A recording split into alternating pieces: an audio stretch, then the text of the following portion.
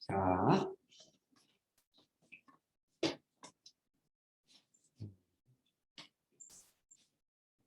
지난 시간에 우리가 이제 주성분 분석에 대해서 학습을 했죠. 그 주성분 분석에 대한 내용들을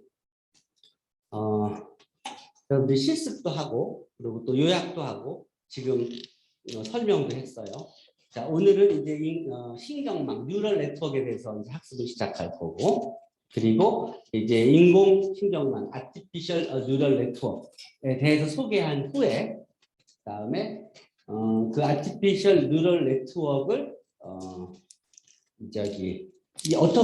어떻게 구성되어 있는지 그 수학적 이론을 설명하고, 이어서 그 artificial neural network를 작동시키는 코어 아이디어인 백프로포게이션 알고리즘이 어떻게 디벨롭 됐는지 그 프로세스를 자세히 설명하도록 하겠습니다.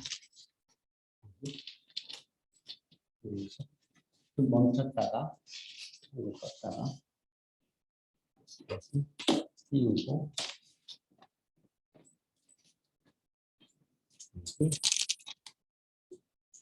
시작합니다.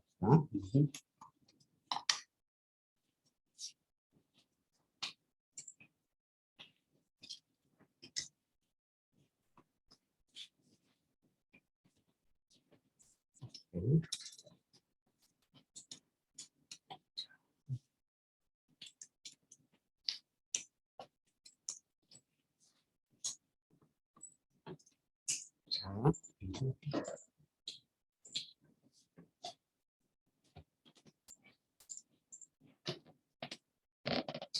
그래요. 지금 얘기했듯이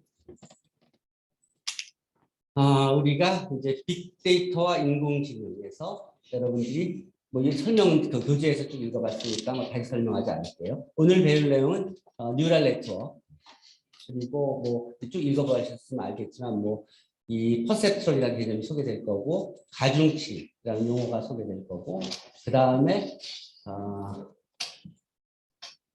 멀티리니어 네트워크, 그 다음에 5차 역성법에 대해서 학습을 할 거예요. 이게 여러분들 딥러닝이라는 말이 요새 제일 많이 접하게 될 텐데, 이 딥러닝이라는 것이 무엇이냐면 이 신경망 중에서 그 중간에 있는 이 다중신경망, 이 히든 레이어가 중간에 포함되어 있는 이 신경망, 이 히든 레이어의 개수가 적어도 뭐 있으면 여러 겹의 처리 계측을 이용하여 패턴을 인식하면서 컴퓨터가 스스로 학습하도록 트레이닝하는 이 과정을 전반적으로 다 딥러닝이라고 해요. 실제로 레이어가 3개 이상 있으면 다 딥러닝이라고 얘기해요.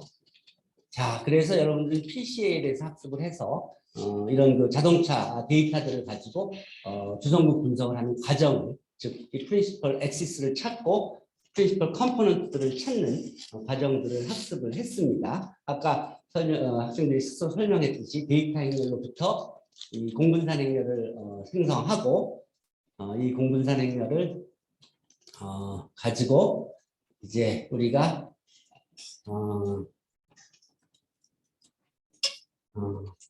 처음에 시작에 여러분들 이것도 중요하게 알아줘야 되는데, 이 데이터 행렬을 먼저 센터링을 해서, 그래서 평균이 각 0이 되는 그런 계산이 쉬워지게 다룰 수 있는 데이터 행렬 X틸자로 바꿔주고, 이 X틸자를 가지고 공분산 행렬 시그마를 구하면 뭐 간단하게 X틸자 트랜스포즈 곱하기 X틸자에다가 n분의 1 해주는 행렬이 바로 그 성분들이 이 공분산 행렬 성분들과 일치한다는 걸 아니까, 통계학에서 여러분들이 공분산을 배우고 또 분산을 배우고 그리고 공분산 행렬을 구하는 이 전체 과정이 결국 행렬 곱으로 바로 표현된다는 것을 이해했을 거예요. 이재은 씨, 좀 허무하지 않아? 통계학과에서 배운 그 다양한 이론들이 겨우 행렬 곱으로 바로 구해진다는 것 자체가 그렇지 않아요? 이게 다 수학적으로 증명을 했기 때문에 그렇게 따로따로 구하지 않고도 그냥 데이터 행렬을 곱해서 바로 공분사 행렬을 만들어낼 수 있는 거예요. 실제 실습 다 해봤죠? 자, 그래서 세축을 만드는 과정이 이렇게 오토마이제이션 프로세스가 됐고, 이게 사실 여러분들이 앞에서 다 배운 내용들이에요. 이게 여러분들이 뭘 배웠었냐면, 여러분들이 2차 형식에서 이런 함수들을 어떻게 다루는지를 다 배웠어요. 그리고 행렬의 대각화에서 이 시그마를 구하는 걸 다 배웠고, 그 다음에 주어진 조건이 이게 노름이 1이라는 그런 조건이, 이게 수학적으로 쓰면 이렇게 쓰여질 뿐이지 여러분들이 이미 선형대 수학에서 다 배운 내용이에요. 또 라그란지 승수법을 여러분들이 미적분학을 배울 때 다 배운 내용이에요. 라그란지 승수법은 요 주어진 조건에 답을 구할 때 쓰는데, 코드를 여러분들이 배웠으니까 코드 이용하면 바로 이 라그란지 멀티플라이어를 구하고, 그리고 크리티컬 포인트들을 구할 수가 있어요. 그 과정이 실제로 자세히 보면 이게 아이겐밸류, 아이겐벡터 찾는 문제라는 것을 쉽게 이해할 수 있죠. 그러니까 여러분들이 선형대 수학 배운 내용들이 바로 이걸 하기 위해서 배운 거예요. 여러분들이 선형대 수학을 한 학기 동안 배워봤으면 알겠지만, 그때 배운 지식들이 여러분들 국민은행 현장에서 사용될 때는 이거를 하기 위해서, 이걸 이해하기 위해서 배운 거예요. 자, 그 과정을 반복해서 변수가 점점 늘어날 때, 그는 그 조건이 하나씩 늘어날 뿐이지, 이게 뭐냐면 인너 프로덕트가 그 0이란 소리예요. 여기 V1과 V2의 인너 프로덕트가 0이란 소리예요. 이거를 누가 여러분 돗 프로덕트라고 쓰는 사람도 있고 점적이라고 또 쓰는 사람이 있는데, 점적이라고 쓰는 사람 좀 손 들어보세요. 설명할 때 점적이라고 쓰는 사람, 돗 프로덕트를 이렇게 쓰는 경우가 있는데, 이게 다 그런 말들은 다 여기 적절하지 않고 다 인너 프로덕트라고 쓰는 게 맞는 거예요. 내적이에요. 내적의 스페셜한 케이스가 돗 프로덕트예요. 근데 대부분 지금 여기서 쓰는 이론은 그보다 훨씬 더 복잡한 경우에다 적용되는 용어를 쓰는 거고, 이 노테이션들은 다 그거에 맞춰서 인너 프로덕트가 0이에요. 두 벡터의 인너 프로덕트가 0이라는 의미가 뭐예요? 두 벡터가 올소거나라는 거죠. 이 올소거나라는 게 여러분들이 이전에 배웠듯이 이 90도 이런 게 아니에요. 이게 두 행렬이 올소거나하다. 행렬도 벡터라고 그랬죠. 두 함수, 연속함수도 벡터라고 그랬죠. 연속함수 두 개의 인너 프로덕트가 0이다. 그건 둘이 올소거나라는 거예요. 그러니까 그 올소거나라는 개념이 여러분들이 이렇게 축에서 보던 개념보다 훨씬 더 일반화된 개념이 되는 거예요. 그러니까 이전에 쓰던 용어를 쓰면 자꾸 옛날 그 개념에 묶여 있어서 자꾸 저 종이에다가 X축, Y축만 그리게 되는데, 그렇게 하면 안 되고, 이제부터는 이 개념이 훨씬 일반화된 인너 프로덕트 개념에서 여러분들이 다루는 다양한 벡터들, 다양한 데이터들 사이에 올소고나를 이해해야 되고, 그들 사이에 옵티마이제이션 문제를 이해해야 되는 거예요. 여러분들의 생각이 이제 대학원생들이잖아요, 여러분들이. 대학원생들의 보는 관점은 중학생들, 고등학생이 보는 관점보다 훨씬 더 이제 큰 관점에서 보려면 용어 자체가 점적 이런 말 쓰면 안 돼요. 그리고 또 정방행렬 이런 말도 쓰는 학생들이 있는데 그게 일본 말이에요. 그러니까 스피아 매트릭스잖아. 그 말 안 쓴 지 오래됐어요. 스피아니까 그게 정사각이잖아요. 초등학생도 정사각 행렬 그러면 금방 이해하잖아요. 근데 초등학생한테, 중학생한테 정방행렬 그러면 그 학생들이 이해하겠어요? 여러분들도 그런 말 별로 안 좋아하잖아요. 그러니까 개념이 정확히 전달돼야 돼요. 스퀘어 매트릭스예요. 어쨌든 자, 그렇게 해서 거기도 라그란지 멀티플라이를 계속 이제 변수만 늘어날 뿐이지 이제 계속 같은 알고리즘을 그냥 쓰는 거예요. 그러면 이제 첫 번째 라지스트 아이겐밸류와 그에 대응하는 아이겐벡터를 구하고 노멀라이즈, 그 다음에 세컨드 라지스트 아이겐밸류와 그에 대응하는 노멀라이즈된 아이겐벡터를 구하고 하면서, 이거 과정이 여러분들이 배운 그냥 선형대 수학 아이겐밸류, 아이겐벡터 구하는 문제하고 라그란지 멀티플라이어 코드 준 것만 갖고 다 구해지는 거죠. 근데 이 구해진 게 어떤 의미가 있어요? 이 의미가 이게 여기서 구한 그 세 축 x1, x2 이렇게 구해간 것들이 바로 우리가 쓸 수 있는 그 프린시플 엑시스를 그냥 준다는 거예요. 그 내용들이 다음에 설명돼 있죠. 그 과정을 설명하기 위해서 이제 프린시플 PC 스코어라는 개념을 설명했고 똑같이 이게 데이터 행렬 X를 센터링해서 X tilde를 만들고 그 행렬에 싱귤라를 디컴포지션을 해서 그래서 아이겐밸류 싱귤라 싱귤라 벡터들을 갖고 쭉 정리하면 여기서 구한 이게 이런 식으로 표현할 수 있고 이런 식으로 표현해서 이렇게 구하는 게 위에서 그 저기 선형대수학과 그 아이겐밸류 구하고 또 그 라그란지 멀티플라이어 구해서 한 것하고 다 여기서 일치되는 걸 확인할 수 있죠. 예. 여기서 요 행렬에 요 G 행렬이 요 SVD를 여기다 대입하면 바로 US로 표현되는데 요 행렬의 컬럼들이 바로 PC 스코어들로 표현된다는 것을 설명해 준 거예요, 지난 시간에. 그거 이제 여기까지 이해되면 그러면 뭐 이건 자잘한 내용이고 분산과 관련된 자잘한 내용이고 그 다음에 우리가 필요할 때 이 시그마 행렬 싱귤라 밸류들로 이루어진 이것들을 이게 라지스트 싱귤라 밸류들로부터 쭉 배열된 거잖아요. 그러니까 저 아래쪽 가면 아주 작은 값들이 있는 거예요. 제일 커봐야 1이니까. 그렇죠?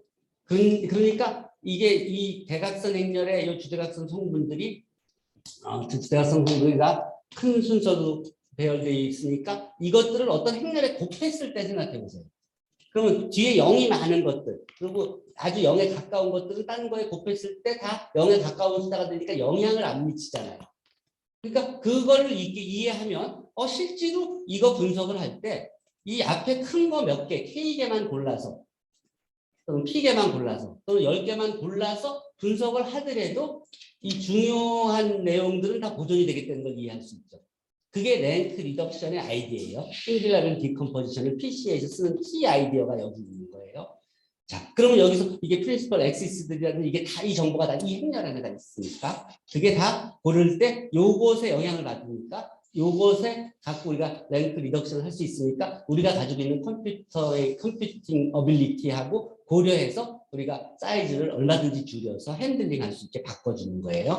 그래서 이렇게 K차원까지만 이렇게 낮춰서 하는 것을 K차원 트렁케이티드 싱귤라빌리티 컴포지션이라고 해요. 이게 선형대수학적으로 쓰면 이렇게 쓰면 아주 쉬운 개념이에요. 그거를 여러분들이 이게 공학적으로 쓰면은 이런 식의 노테이션으로 쓸 뿐이지 별거 아니에요. 이 에라가 미니마이즈 되게 하는 랭크는 K보다 작은 이런 조건 하에서 이런 미니마이제이션을 푸는 것이 바로 이 XK고 여기서 이 똑같은 거 아니에요, XK가? 그렇죠?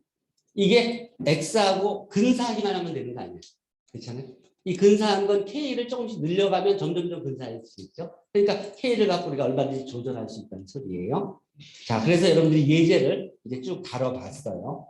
예제를 다뤄봐서 여기 의미가 이 의미들이 뭔지에 대해서 토론을 해봤고 이게 첫 번째 프린시플 엑시스, 두 번째 프린시플 엑시스, 세 번째 프린시플 엑시스들을 어떻게 영향을 미치는지가 이 스크립트 클래스에 정확히 나타나게 되는 것들도 확인했잖아요. 그러니까 여기에 축이 여기 10개 있었어도 변수가 10개 있었어도 실제로는 새로운 축에서 한 3개만 하더라도 벌써 90% 정도의 인포메이션이 다 유지하는 쪽으로 분석이 되니까 뭐 10by 10 행렬 할 필요가 없이 뭐 3by 3 행렬 갖고 얼마든지 90% 정도의 정보를 얘기할 수 있으니까 여러분들의 상사하고 이제 얘기를 할 때 이게 이렇게 될 것 같습니다. 저렇게 될 것 같습니다. 한 10분, 20분 안에 답을 내서 의사결정을 도와줄 수 있겠죠. 그렇죠? 그러면 여러분들이 능력을 인정받을 거예요. 그러면 다음에 이게 거듭제곱법이 있는데 이 거듭제곱법이 뭔지 아는 사람 좀 들어보세요. 이 거듭제곱법이 이전에 아이겐밸류를 구하려면 컴퓨터를 손으로 구하기는 어렵고 컴퓨터를 사용해도 굉장히 오래 걸렸잖아요. 지금은 그때 이거는 어떻게 되냐면 그냥 A에 이게 그냥 쉽게 생각해서 X를 1을 주고 A에 A를 곱하고 그다음에 A 제곱을 곱하고 A 세제곱을 곱하고 A 4제곱을 곱해요. 그래서 A의 10승 X하고 A의 11승 X 이걸 구해서 이 두 개의 차를 마이너스 시켜서 그 노름을 구하면 에라를 구하면 이 에라가 어느 순간 되면은 거의 0에 가까워져. 이거를 수학적으로 증명한 거예요. 점점 이 차이가 줄어든다는 거예요. 이유가 왜 그럴까? 이유가 예를 들어 아이겐밸류가 예를 들어서 그 큰 순서대로 쭉 이렇게 배열을 하면 그거를 n분의 1로 그 라지스트 아이겐밸류로 나눠주면 어떻게 돼요? 그러면 제일 큰 아이겐밸류가 1, 2성분이 1이 되죠. 나머지는 다 0보다 작게 되죠. 그걸 제곱, 세제곱, 네제곱 해주면 어떻게 돼요? 1보다 작은 것들은 0으로 빠르게 줄어들죠. 그러니까 아래쪽은 확 줄어들죠. 그래서 한참 가면 한 10승, 20승쯤 하면 제일 앞에 거 1만 남고 나머지는 다 0으로 가요. 그러니까 에라를 빼면 별로 차이가 안 나게 되지. 그렇죠? 그런 아이디어예요. 행렬의 대각화를 이해하면 쉽게 이해할 수 있는. 그렇게 해서 이렇게 하니까 람다원을 이렇게 쉽게 구할 수 있더라. 라지스트 아이겐밸류를 그냥 행렬의 파워만 해서 구할 수 있다. 그래서 파워 메소드예요. 파워가 몇 급, 파워, 제곱, 세제곱, 네제곱 하는 파워. 그래서 이 방법을 옛날에 써서 라지스트 아이겐밸류를 찾았어요. 이게 정규 직기적이 구글 검색 엔진에서 라지스트 아이겐밸류 찾을 때도 이 방법을 썼어요. 그리고 그럼 라지스트 아이겐밸류 찾으면 그 람다 1이라고 하면 AX 이퀄 람다 1 X를 풀면 라지스트 아이겐 벡터를 구할 수 있다. 라지스트 아이겐밸류에 대응하는 패런 벡터, 라지스트 아이겐 벡터를 구할 수가 있게 되죠. 그게 바로 패런 벡터, 저기예요. 구글의 그 페이지 랭크 벡터예요. 근데 옛날에는 이걸 썼어. 근데 지금 SVD가 훨씬 더 쉽게 구해지죠.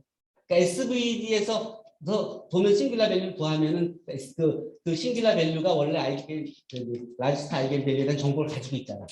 그게 특히 포지티브면 그냥 스퀘어 루트 하면 똑같은 거 아니야. 그렇죠? 자, 어쨌든 그렇게 해서 그래서 지금은 이 파워 메소드가 그 옛날보다는 그렇게 중요하진 않아요. 그렇지만 그냥 라지스트 아이겐밸류 찾을 때는 이 방법이 제일 쉬운 거예요. SVD 안 하고. 오케이? 그에 대한 아이겐밸류 찾을 때도. 자, 그래서 뭐 이런 것들을 패런 프로비니에서 정리해서 배우는데 여러분들은 여기까지는 몰라도 괜찮아요. 자, 이제 신경망. 오늘 배울 내용이에요. 신경망. 자, 신경망. 좀 쉬었다 할까요? 아니면 바로 할까? 그럼 지금 10분 쉬었다가 12시부터 시작하도록 합시다. 11시부터 시작하도록 합시다. 신경망, 신공망, 인경신경망, 아티피셜 뉴럴 설명할게요. 자, 과정, 그리고 오차율통법에 대해서 학습하도록 하겠습니다. 자, 시작할까요? 네. 오케이. 자, 신경망. 이전에 이 뉴럴 네트워크, 이전에는 이 수학적 모델링을 통해서 주어진 데이터들로부터 함수를 구했어요. 그래서 x라는 벡터가 들어가면 y라는 결과가 나올 때 f of x equal y 하는 그 f를 이해하기 위해서 수학적 모델링을 전문가들이 해왔어요. 그러나 지금은 데이터들이 충분해지면서 x가 들어가면 y가 나오는 그런 데이터들이 충분해지면서 이 수많은 데이터들을 이용해서 기계학습을 통해서 행렬을 그 벡터가 들어가서 벡터가 나오니까 그러니까 결국은 그 변화는 그게 선형 변환이라 그러면 대응하는 행렬 A가 항상 유일하게 존재하니까 그 행렬 A를 구하는 과정으로 변화하시면 됩니다. 그러니까 시대가 이렇게 변했다는 거예요. 예를 들어서 이전에는 규칙과 데이터를 집어넣으면 그러면 함수식을 찾아서 그 함수 모델링을 통해서 그 함수를 만든 다음에 그래서 그 함수에다가 이런 규칙과 데이터를 집어넣으면 답이 나오는 걸로 해서 대충 이걸 믿었어요. 근데 아까 얘기했듯이 이게 정확도가 이게 한 85%를 넘기가 쉽지 않고 그거 정확도도 높이는 게 굉장히 어려웠어요. 근데 지금 시대에는 이미 그 정답도 알고 데이터도 알고 있는 거예요. X가 뭔지 Y도 알고 있어요. 데이터가 다 있으니까 이런 고객은 도움을 주는 고객이다. 이런 고객은 손해를 끼치는 고객이라는 데이터와 정답까지 다 알고 있어요. 그것을 머신러닝을 통해서 규칙을 찾는 문제로 바뀌었다는 거예요. 행렬 A를 찾는. 그래서 X가 들어가면 행렬 A를 곱해서 Y를 구하는데 행렬 A를 찾는 문제로 바뀐 거예요. 그걸 머신러닝을 통해서 얻게 된 거예요. 자, 그렇다 그러면 어떻게 이걸 이해했냐? 이 뉴럴 네트워크 기본적으로 우리 몸에서 보면 이게 이렇게 입력 신호가 있으면 뭔가 자극을 주면은 이 자극이 모여서 그게 어느 정도 그 임계치를 넘어서면 그러면 자극이 실제로 느껴져서 그래서 그 자극이 전달되면서 그래서 반응이 일어나는 그런 그 구조가 바로 우리 인공신경망인데 이런 뉴런이 한 사람의 머리에만 한 1000억 개의 이런 뉴런이 있다 그러는데 이것을 이제 그 분석을 하고 연구를 해서 요거가 비슷한 그런 아티피셜 뉴럴 네트워크를 디자인하기 시작했어요. 그러니까 그 모델을 가장 단순한 경우의 모델을 만들어 보니까 X0라는 또 X0, X1, X2, XN이라는 이런 자극이 들어갔을 때 그 어느 위치에 자극을 주느냐에 따라서 어느 위치에 자극은 바로 전달되고 예를 들어 이 발바닥이라든지 뭐 손등이라든지 이런 데는 좀 둔하게 느껴질 거고 뭐 얼굴이라든지 눈이라든지 이런 데는 굉장히 민감하게 느껴질 거 아니에요. 그러니까 요 웨이트가 각각의 그 자극의 위치에 따라서 주어져서 그것들을 곱해서 그래서 더해준 것이 토탈리 전해지는 자극이 될 거잖아요. 그럼 그 자극이 어느 정도 선을 넘어서면 반응 아웃풋이 나오고 그 자극이 뭐 미미하면 그냥 지나가는 이제 그렇게 그런 현상이라는 걸 파악을 해서 그걸 수학적으로 모델링을 하니까 그 XI들이란 자극에다가 WI라는 웨이트들을 곱한 것들을 다 서메이션한 것에다가 편향, 약간의 뭐 그 추기동이라든지 변동상을 반영해서 제공해 준 것이 들어가면 F 오브 그 자극들의 합이 결과로 나타나서 그게 이제 Y로 나타나는 문제로 바꿀 수 있고 만약 이것에 그 단순한 케이스로 모델링을 하면 이걸 선형 변환 문제로 이게 리니어 컴비네이션하고 일치하니까 이걸 선형 변환 문제로 바꾸면 바로 행렬 곱으로 표현할 수 있다는 것을 수학자들이 이해한 거예요. 그래서 이 중에서 이 자극이 들어왔을 때 이 그 다수의 입력 신호 XI들이 왔을 때 이제 그것들의 이제 가중치들을 WI라고 주면 이 각 입력 신호에는 고유한 가중치가 부여되면서 가중치가 클수록 해당 신호가 중요한 거예요. 예를 들어서 눈에 자극을 주는 거하고 발가락에 자극을 주는 거하고는 크게 다르죠. 그렇죠. 그러니까 가중치가 해당 신호에 미치는 영향이 더 큰 게 가중치가 큰 거예요. 그래서 이 뉴런에서는 인계값 이상의 자극이 주어지면 반응하는데 그게 함수로 보면은 여러분들이 본 이 헤비사이드 펑션 요게 h of x 0과 1 이렇게 표시됩니다. x가 0보다 작으면 다 0이고 x가 0보다 크면 1이 됩니다. 그러니까 이 스텝 펑션 계단 함수 같이 자극이 웬만큼 있을 때는 아무것도 반응 안 하다가 어느 선을 넘어서면 그냥 1이 됩니다. 그런 함수를 생각할 수 있는데 이 헤비사이드 펑션이 바로 그런 건데 이게 간단하긴 하지만 이게 뭐냐 그러니까 연속 함수이긴 하는데 이게 연속 함수도 아니지. 여기서 바로 올라가니까 불연속 함수가 되지. 그러니까 이게 도함수도 존재하지 않고 미분 가능하지도 않고 그러니까 우리가 미적분 기술을 배운 지식을 고등학교 때 배운 미적분 지식을 쓸 수가 없잖아요. 그러니까 이것과 가장 근사한 그런 비슷한 함수가 뭘까 생각해 보면 이렇게 이쪽에서 0에 아주 가깝다가 0에 가까이 가면은 조금씩 올라가다가 0을 넘어서면은 쭉 올라가서 1이 되는 그러면서도 이게 스무스하게 이렇게 변하는 함수를 생각할 수 있죠. 그게 바람직하지. 자극을 우리한테 줄 때 이게 점점 자극이 오다가 움직이지 않다가 조금 누르면 약간 올라가다가 조금 더 넘어서 보면 확 올라가거든요. 그런 함수가 더 합리적이죠. 그렇지 않아요? 박찬동 씨. 네. 그렇지 않아요? 그러니까 오히려 이 헤비사이드 펑션보다는 이런 함수가 더 우리의 인공신경망에 더 적절하죠. 그래서 요 함수 중들을 이렇게 생긴 함수가 많아요. 랜덤 펑션도 여러 개가 있어. 근데 그 중에서 이게 가장 이렇게 나이스하게 우리가 익숙한 함수를 보니까 e⁻dx over e⁻dx 플러스 1이라는 함수로 표현되는 게 바로 이런 모양입니다. 그럼 여기다가 상수배를 조금씩 해주면 아주 우리가 원하는 대로 이거를 조절할 수 있어요. 아주 이것과 연속 함수성을 그대로 유지하면서 여기까지 왔다가 이렇게 올라가서 이렇게 가는 함수를 만들 수 있어요. 그래서 이 함수가 이름이 바로 시그모이드 함수예요. 시그모이드 함수. 이 함수가 f of x equal e⁻dx over e⁻dx 플러스 1. 이게 좋은 함수는 e⁻dx는 도함수를 구할 때 도함수가 뭐예요?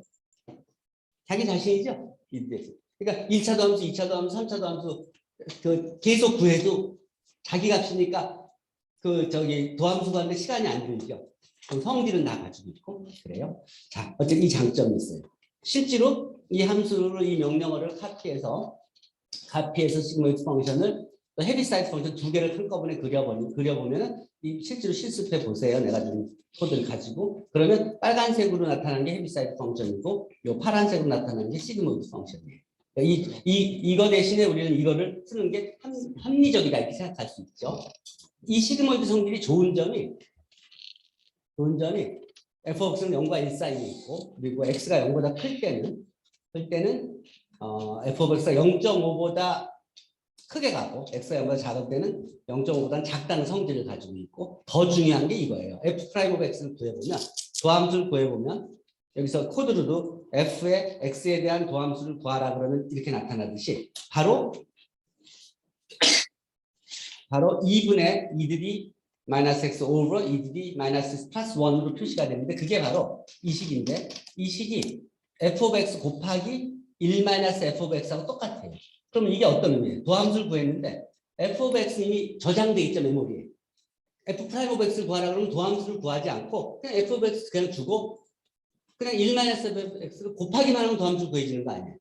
그러면 세컨드 데리버티브 구한다 그러면 퍼스트 데리버티브 그대로 두고 1 마이너스 퍼스트 데리버티브를 곱해주면 되는 거 아니에요? 그럼 도함수 뭐 2개 도함수, 3개 도함수, 4개 도함수 구하는 게 그냥 곱하는 문제로 그냥 바뀌죠. 그냥 구해지지. 시간이 도함수를 구하는데 시간이 하나도 안 걸려요. 이런 아주 나이스한 성질을 시그모이드 함수가 가지고 있어요. 그래서 이게 그 스텝 펑션하고 비교할 때 출력 신호를 극단적인 값이 아니라 연속적인 0과 1 사이 값으로 정교하여 전달해주는 역할을 해요. 그래서 스텝 펑션이 x 이퀄 0일 때는 미분까지 하지 않지만 시그모이드 함수는 모든 실수 x에 대해서 미분이 가능하면 또 계산도 쉽게 할 수 있고 이외에 이거 외에 뭐 rectified linear unit 펑션이라든지 하이퍼볼릭 탄젠트 함수 등등이 실제로 이제 시그모이드 펑션 대신에 인공지능에서 사용되는데 실제로 모양을 보면 다 똑같은 모양이에요. 근데 그 장단점이라 있어요. 지금 그 예습하면서 검색 결과에서 나온 건데 시그모이드 함수는 그 그레디언트 베니싱 현상, 뭐 소실 현상이 일어날 수 있다고 하는데 맞아요. 그거는 어떤 개념일까요? 근데 그게 중요한 게 아니라 그러니까 우리가 그러니까 어떤 함수 인공지능을 표현해서 지금 표현하는 수학적 이론을 이해하는 게 중요한 거고 그 모든 함수는 다 장단점이 있어요. 스텝 펑션대로 장단점이 있고 그리고 그 렐루 펑션대로 장단점이 있고 하이퍼볼릭 탄젠트 장단점이 있어요. 그 여러분들이 지금 배우는 건 스탠다드 펑션이 어떻게 워킹하는 걸 먼저 이해하고 그 각 함수의 장단점은 그건 따로 공부하는 게 맞아요. 그리고 필요에 따라서 어떤 걸 선택할지. 그래서 실제 문제에서는 그렇지만 똑같은 거는 그 함수만 바꿔주면 되는 것이지 알고리즘 전체에서는 차이가 하나도 없는 거예요. 그 장단점을 취해서 선택하면 되는 거예요. 베니싱 안 되는 건 영어로 간다는 소리예요. 그럼 활성함수를 여기서는 렐루를 쓰고 여기서는 시그모이드를 쓰고 어떤 문제에 따라서 그 각각 따로 써도 되는 거예요? 어떤 문제를 내가 가지고 있는데 그 문제 이 액티베이션 펑션을 사용했을 때의 결과들이 있고 걸리는 시간이 있을 거 아니에요? 그 문제에 다른 액티베이션 펑션을 선택해서 사용해 봤더니 시간이 더 걸리더라, 또는 덜 걸리더라. 그리고 결과가 더 내가 원하는 결과에 가깝다, 안 하다. 그래서 그 경험이 쌓이면 이런 데이터는 주로 이걸 쓰자 하고 계속 그걸 쓰는 거죠. 한 모델 안에서도 활성함수를 여러 개 쓸 수 있는 거예요? 쓸 수 있죠. 당연하죠. 자, 실제로 쓸 수 있는 게 정도가 아니라 다 써봐야지. 써봐서 어느 게 내 데이터에는 제일 맞는지 이런 류의 데이터를 만들 자기만이 알죠. 딴 사람은 잘 모르지. 자기가 써보고 내 데이터는 이게 더 정확도가 높다. 그러면 계속 이제 그걸 쓰면서 더 좋은 게 나오면 또 필요하면 또 고쳐서 쓰고 그러는 거예요. 그러니까 계속 원하는 거는 바꿔서 쓸 수 있어요. 단 여러분들 이론을 제대로 이해하고 있을 때. 이론을 모르고 막 마음대로 쓰면 뒤죽박죽하면 안 돼요. 자, 어쨌든 그래서 신경망은 순환하지 않는 그래프로 연결된 뉴런의 모음을 모델하는 것으로 여기 입력층, 은닉층, 출력층으로 구분이 되어 있는데 여기 인풋 레이어는 XI들이 들어가는 거고 아웃풋 레이어에서는 YJ들이 나오는 거고 그 사이에 여러 가지 레이어들이 있을 수 있어요. 아까 얘기했듯이 여기에 뭐 고객의 신상 정보가 있을 수도 있고 뭐 환율에 대한 정보가 있을 수 있고 이율에 대한 정보가 있을 수 있고 뭐 보험이냐 저금이냐 뭐 또 적금이냐 뭐 이런 구분도 있을 수 있고 레이어가 여러 개 있을 수 있어요. 정보를 그럴 때. 자, 이런 구조에서 이 활성화 함수가 1차 함수의 간단한 경우에부터 분석을 시작합시다.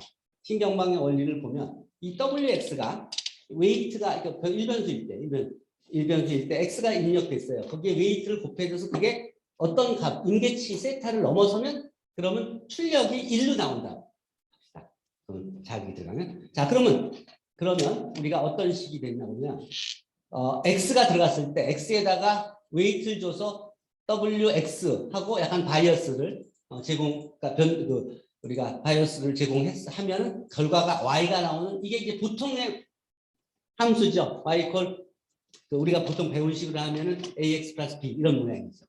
근데 이걸 이렇게 쓰면은 이거는 그냥 이게 뭐랄까 공장 같은 무슨 일이 벌어진지 이해가 안 되죠. 근데 이거 똑같은 이거를 우리가 수학에서 배운 대로 쓰면 X하고 상수 1을 같이 추가로 주면 여기다가 웨이트가 여기는 A 여기는 B로 주면 AX 플러스 B 곱하기 1 이퀄 Y라는 식으로 표현되죠. 이게 여러분들이 그동안 배웠던 함수죠. 1차 함수죠.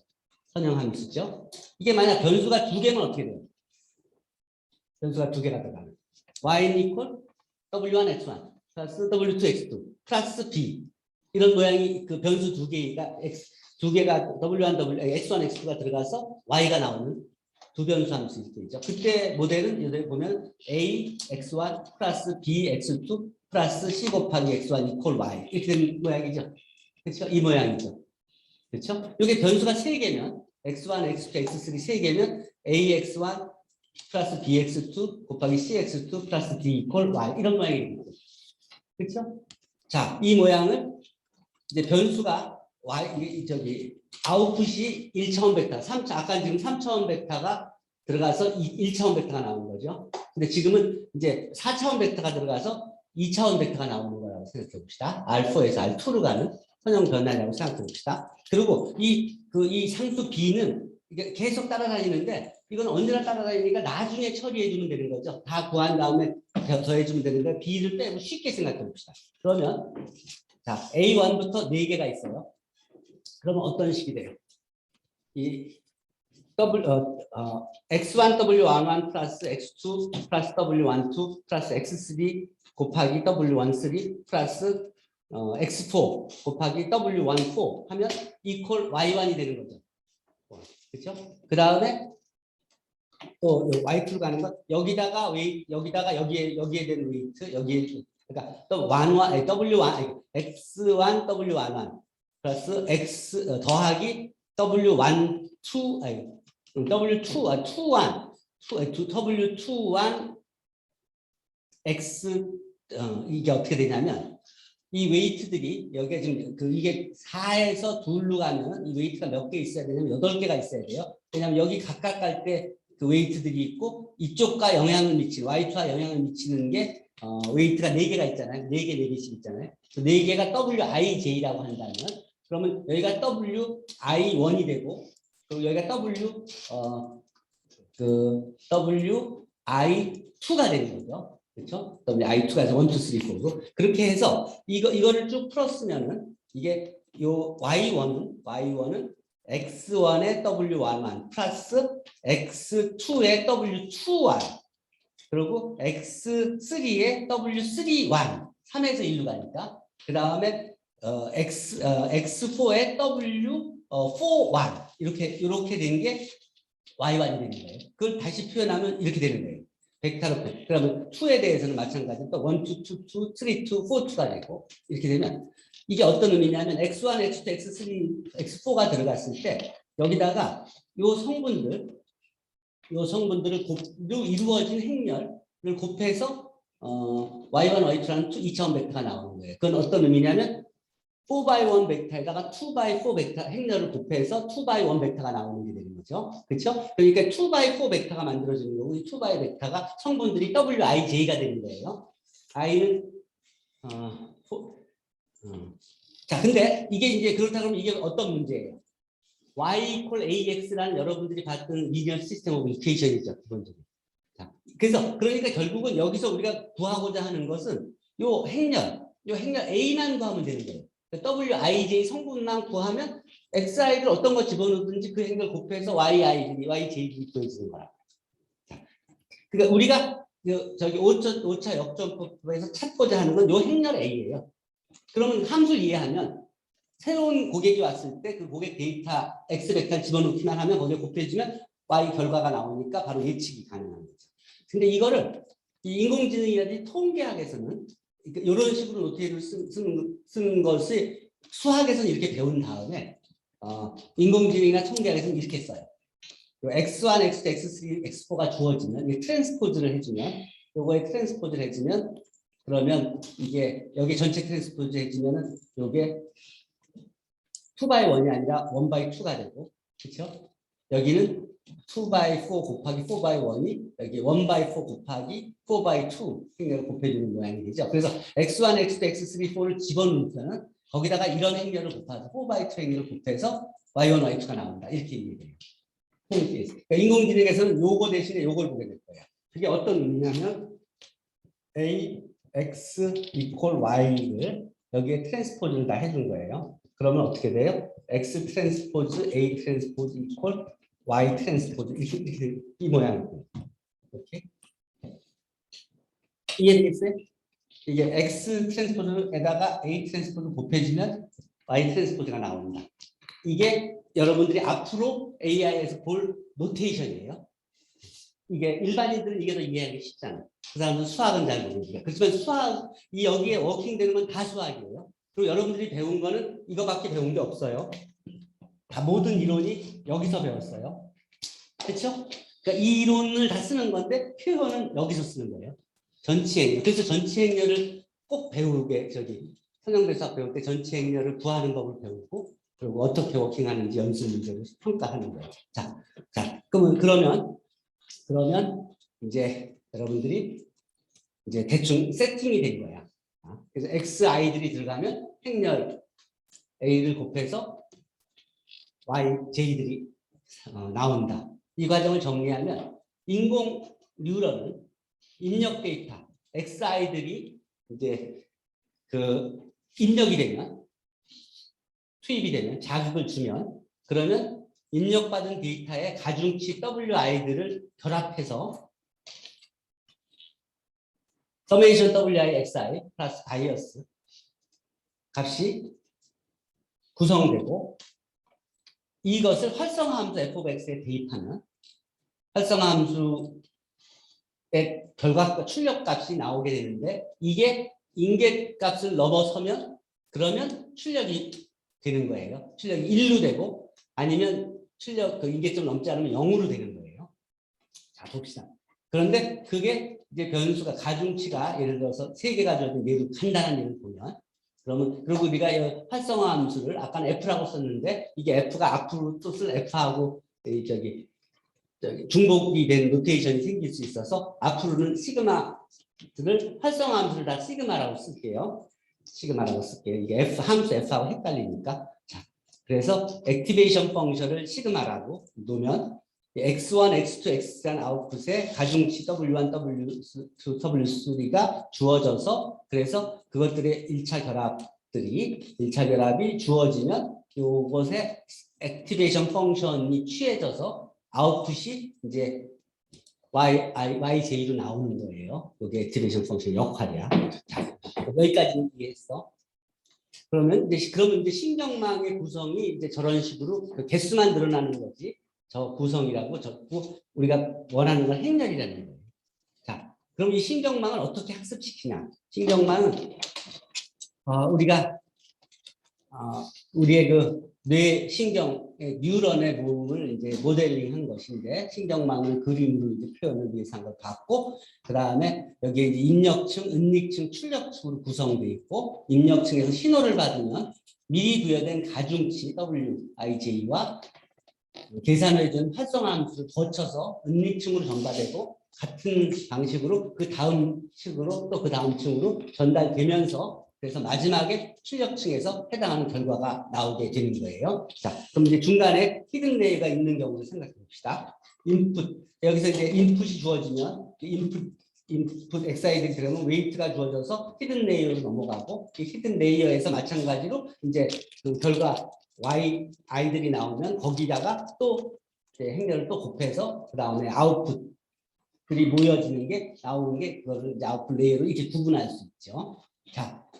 자, 우리가 이 입력값과 정답을 알고 있는 데이터가 있다고 합시다. 여러분들 은행에는 그 고객에 대한 정보들이 다 있어요. 그 사람의 개인 정보들과 수신 정보들이 있고 그 사람이 그 회사에 미친 영향에 대한 정보들 다 데이터에 있어요. 자, 그럼 정답도 알고 입력값도 알고 있는 데이터들이 100만 명이 있는 거야. 우리의 목적은 뭐냐면 주어진 데이터를 가지고 그 상황을 잘 판단할 수 있는 이 신경망의 가중치를 찾는 거다. 신경망의 가중치를 찾는 의미가 WIJ를 찾는 거죠. WIJ를 찾는다는 게 WIJ를 성분으로 한 행렬 A를 찾는 거죠. 행렬 A를 찾는 문제예요. 자, 이때 이제 어떤 공식에 의해서 이 가중치를 계산하는 것이 아니라 초기에는 임의로 가중치를 줘요. 그리고 거기서부터 에러를 줄여가는 방식으로 그 가중치를 자꾸 고쳐서 WIJ를 자꾸 업데이트해서 그래서 그 예측값과 미리 알고 있는 정값의 오차를 줄이는 방향으로 가중치를 점점 업데이트해 가서 이제 계층 간의 각각의 연결이 오차에 영향을 정도에 비교하여 이제 오차를 이제 전달해 주는 이 분석 과정을 우리가 오차 역전파법이라고 해요. 백 프로포게이션이라고 해요. 자, 백 프로포게이션 오차 역전파법. 이게 어떤 의미냐면 이게 그래서 여러분들이 가는 거 이렇게 갔다가 이렇게 모여서 이렇게 가는 것만 봤잖아요. 근데 이게 보내놓고 났는데 정답이 아니야. 그러면 다른 방법이 뭐가 있겠어요? 여기서 뭐가 잘못됐는지를 찾아야 될 거 아니에요. 그러니까 뒤로 거꾸로 가서 여기로 한번 2단계로 가서 2단계로 가서 에러가 어디서 일어난 건지 그 에러를 좀 줄이려면 어떻게 해야 되는지 줄인다는 게 심플하다고요. WIJ를 곱해서 더 생긴 에러니까 WIJ 조금만 바꿔주면 되는 거 아니에요. 에러가 줄어드는 방향으로 조금씩만 바꿔주면 되는 거예요. 그래서 이 에러 백 프로포게이션이라고도 얘기해요. 이게 전체적으로 이 전체 과정은 이제 백 프로포게이션이라고 얘기해요. 히든 레이어에 가서 여기에 또 WIJ를 조금씩 어드저스트 해주는 거예요. 단계별로. 그 과정을 알고리즘으로 표시하면 이 알고리즘은 다음과 같은 단계를 거쳐요. 먼저 데이터를 갖고 시작을 해요. 근데 그 데이터가 너무 이게 데이터가 그냥 로우 데이터를 가지고 하면은 그게 결과가 잘 불필요한 시간 낭비를 많이 하고 하니까 데이터를 먼저 불필요한 건 정리해서 그 데이터 클리닝이라고 하죠. 데이터 정리를 하고 뭐 필요하면 바이어스도 미리 다 옮겨놓고 그렇게 해서 전처리 과정을 거친 데이터를 갖고 시작을 해요. 그래서 그거를 대개 학습 데이터, 검증 데이터, 테스트 데이터로 나눠요. 보통 이 테스트 데이터를 한 20% 정도로 사용하고 나머지 80% 정도를 학습 데이터와 검증 데이터를 사용해요. 처음에 이 80%에서 그러니까 이렇게 규칙에 따라서 데이터를 뽑아서 그래서 랜덤하게 그러나 어떤 규칙을 가지고 작은 숫자 갖고 해봐서 잘 나오면 오케이고 아니면 그걸 점점 늘려가면 되죠. 그래서 모델을 만들어 놓은 다음에 행렬을 만들어 놓은 다음에 그 데이터 중에서 테스트 데이터를 남겨놓은 데이터를 집어넣어서 정답하고 가까워진 결과들이 나오면 그러면 이걸 쓸 수 있다 이렇게 할 수 있죠. 그래서 학습 데이터로부터 먼저 입력 인풋 베리어블과 관측값 옵저브드 밸류를 입력을 해줘요. 그러면 그때 입력할 때 이제 XI들이 들어가고 YI들이 있으니까 그때 WIJ들을 줘야 될 거 아니에요? 그 WIJ를 그냥 임의로 줘요. 뭐 다 일일이 줄 수도 있고 그리고 또 활성화 함수를 뭘로 선택할 거냐 시그모이드 함수를 할 거냐 렐로 펑션을 할 거냐 선택해서 주면 돼요. 그렇게 하고 네 번째 단계가 학습 데이터 입력층에서 학습 데이터의 신호를 이제 받으면 그럼 미리 부여된 이 가중치 WIJ 즉 행렬 A죠. 처음에 A0를 준 거지.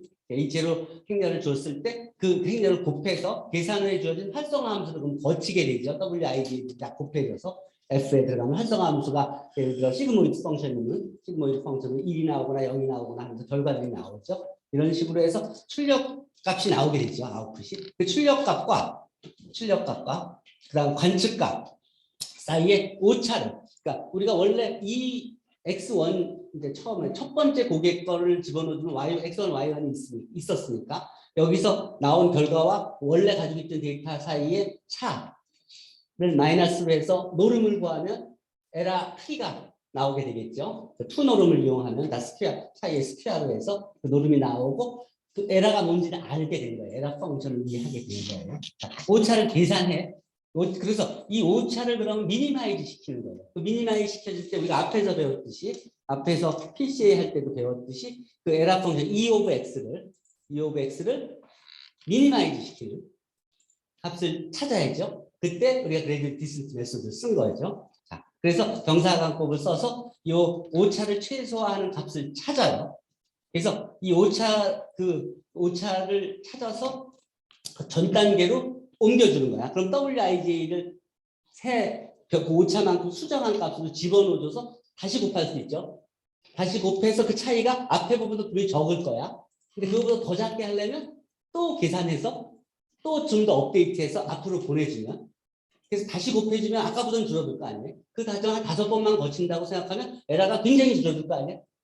그렇잖아요. 그러면 그 WIJ 새로 구한 WIJ 프라임들로 갖고 A 프라임 행렬을 만들 수 있죠. 그러면 원래 행렬에다가 A 프라임 곱하면 에러가 거의 아주 작은 그런 YI로 구할 수 있게 될 거 아니에요. 자, 이런 과정을 계속 거쳐서 그래서 행렬 A를 구하고 행렬을 구해서 남겨둔 그래서 행렬 A를 구한 다음에 남겨둔 테스트 데이터를 거기다 곱해줘서 이게 그 고객의 정보하고 다 그 행렬을 곱해서 일치하는지를 확인하면 되는 것이죠. 요게 레이어가 하나 있을 때 워킹할 거고, 레이어가 2개 있고 3개 있을 때는 그 백 프로포게이션을 여러 번 그 레이어 개수만큼 반복해서 왔다 갔다 하면 되는 거죠.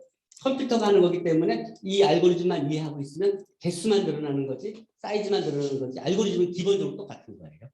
자, 그리고 또 그렇게 해서 구해진 정확도가 우리 마음에 맞지 않으면 사용하는 데이터를 훨씬 더 늘려서 행렬도 A를 구하는 과정을 훨씬 더 여러 번 해주면 더 충분히 돌리면 그러면 점점 더 가까워질 테니까 정확도를 점점 더 높일 수 있죠. 자, 이 과정을 수학적으로 설명해 줄게요.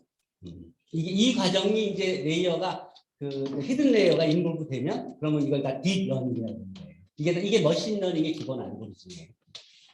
히든 레이어가 인볼브 되면 이게 한 번에 끝나는 게 아니라 이 과정을 몇 번 거쳐서 그 중간에서 레이어 사이에서의 관계가 이 과정을 그레디언트 디센트 메소드를 써서 미니마이즈하는 과정을 WIJ 업데이트하는 과정을 여러 번 할 뿐이죠. 자, 그 수학적 내용을 경사관법이 어떻게 쓰여지는지를 생각해 봅시다. 이 경사관법은 이 오차 함수를 최소화하는 문제에 적용하는 거예요. 그래서 입력 함수 xi들이 이제 입력돼서 이 출력 함수가 나온 것을 WJ는 원래 값이고 WJ의 햇이 그 xi 집어넣었더니 yi의 햇이 나왔다고 생각합시다. 자, 그리고 또 원래 고객이 갖고 있던 오리지널한 값을 관측값이라고 하면 그것은 yi라고 하면 요게 컴퓨터가 지금 준 값이고 요게 원래 데이터가 갖고 있던 값이다 그러면 그 에라는 요 두 개 차의 노름이 되겠죠? 그렇죠? 그렇죠? 그 노름이 x1에도 y1, y2, y3 여러 개의 다 에라가 있으니까 그걸 다 서메이션 하면 그러면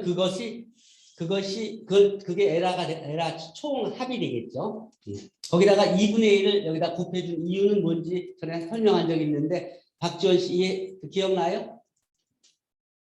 여기 2분의 1을 곱해준 이 에라들을 각각의 yi에 대한 에라들을 다 더한 것에 2분의 1 해줬어. 왜 그러죠? 나중에 요거의 극값을 구하려고 그러잖아. 극값을 구하려고 하면 도함수를 구하게 되죠. 도함수를 구하면 2가 제곱이 앞으로 2로 나오게 되죠. 그럼 상수에서 없어지죠. 그럼 계산이 다 쉬워지죠. 그게 없으면 그냥 계속 2분의 2가 쫓아다니게 되니까 계산이 점점 불분명해. 에라는 이게 2분의 1이 붙어있나 안 붙어있나 에라 차이는 없는 거죠. 그렇죠? 미니마이즈 시키는 거니까. 몇 단계 되면 스톱하는 거니까 거기에 상수배 곱하는 건 아무 영향을 미치지 않아요. 자, 어쨌든 요걸 미니마이즈 할 때 우리가 경사관법을 어떤 알고리즘을 썼어요? 이 방법을 썼죠. 요 2에 대해서 각각의 wi에 대한 파셜 데리베이티브를 구해서 거기에다 에타를 곱해서 그래서 그거를 지금 가지고 있는 값에다가 빼줘서 새 값으로 집어넣어서 알고리즘을 돌리는 게 그레디언트 디센트 메소드 있잖아요. 이 알고리즘이 그대로 적용되는 거예요. 그럼 각각에 대해서 이걸 업데이트하면 WIJ들이 하나씩 업데이트가 되죠. 그게 5x5 행렬 같으면 25번 이거를 이 미니마이즈하면서 풀면 되는 거죠. 그렇죠? 그럼 WIJ들이 다 올드가 U로 바뀌어지죠. 그렇지? 그러면 행렬 A가 AU로 바뀌어지는 거죠. 그렇지? 그걸 곱하면 에러가 확 줄어들죠. 그렇지? 자, 그렇게 하는 거예요. 여기서 이게 라운드 E, 라운드 WIJ가 바로 E의 베리어블 웨이트 WIJ랑 파샬 데리버티브고, 파샬 데리버티브 구하는 것도 여러분 할 수 있죠. 데리버티브 구할 수 있죠. 그레디언트 구할 수 있죠. 그 그레디언트의 각각의 성분들이 파샬 데리버티브들이죠. 그렇죠? 이게 WIJ니까 이게 n by n 행렬이면 mn개만큼의 파샬 데리버티브도 있는 거예요. 5x5면 25개가 있는 거예요. 25개를 다 구해서 다 풀면 되는 거예요. 이게 손으로 할 때는 이게 점점 되게 복잡하지만 컴퓨터로 할 때는 그냥 i는 어디서부터 어디까지, j는 어디서부터 어디까지 그냥 계산하라 그러면 다 구해주잖아. 그렇죠? 또 솔브 하라 그러면 다 솔브 해주고. 그렇죠? 자, 그래서 이렇게 도함수를 구해서 곱해주고 해주면 되는 거예요. 여기서 에타가 이게 에타를 이제 어떤 거로 잡느냐는 것이 이게 러닝 레이트라고 하잖아요. 이걸 처음에 디폴트로 뭐 0.몇을 주고서는 보통 시작하는 거예요. 네. 그래서 자기 데이터에 따라 이걸 뭐로 주냐가 달라요. 자기 데이터에는 되게 보통 스탠다드하게 주는 그 디폴트로 시작을 해보고 그게 잘 안 맞으면 더 늘리든지 줄이든지 자기가 조정을 해서 이제 프로그램을 돌리면 돼요. 중요한 거는 에라가 최소 짧은 시간에 에라가 적게 되는 그 과정이 빨리 끝나게 되는 그런 에라를 집어넣어줘서 어쨌든 이 WIJ의 그 정확도가 빠른 시간에 업데이트가 되면 그러면 데스이신 거야. 그렇죠? 자, 그래서 이 아래 과정, 이 위에 과정, 그럼 이해가 되죠? 기본적으로 어떻게 오차 역전법까지 돌아가는지. 결국은 저게 그레이디언트 디스턴스 메터드를 쓰는 거고 파샬 데리버티브 위해서 계속 이터러티브 메소드를 반복해줘서 도달할 때까지만 가게 하면 되는 거예요. 컴퓨터가 잘하는 내용이죠. 그 내용을 그림으로 보면 여기 입력층이 있어서 이제 은닉층을 거쳐서 출력층에 도착해서 이제 답이 나왔다 그래요. 그럼 원래 업저브드 데이터, 원래 그 고객의 데이터는 원래 T1, T2였다고 생각해요. X1, X2가 들어가면 그게 거쳐서 이 T1, T2로 왔다고 봅시다. 근데 요 마지막 단계만 먼저 봐요. 그러면 에라가 뭐예요? 에라가 우리가 나온 답은 Y1, Y2였는데 원래 정답은 T1, T2였으니까 요 차이가 에라가 되죠? T2하고 Y2하고 차이가. 그렇죠? 에라들이죠. 요 에라들을 에라들의 제곱을 에라들을 그냥 더하면 플러스 마이너스가 생기니까 에라가 큰데도 0으로 나타날 수 있잖아. 그걸 막기 위해서 다 제곱을 해서 더해주는 거예요. 그럼 E1의 제곱, E2의 제곱, 그러면 모든 에라들을 다 모은 거가 됐죠. 거기다가 2분의 1을 해줘서 그걸 우리가 제곱 오차 라고 부르는 거예요. 스퀘어드 에라가 되는 거예요. 에라를. 자, 근데 E1, E2가 결국 뭐예요? T1-Y1의 제곱 플러스 T2-Y2의 제곱을 더한 게 되는 거잖아요. 에라죠? 이게 에라지. 자, 그럼 이 제곱 오차가 바로 지금 위에 본 이 식이란 말이에요. 이 제곱 오차가 다시 쓰면 어떻게 돼요? 다시 쓰면 T1-F 오브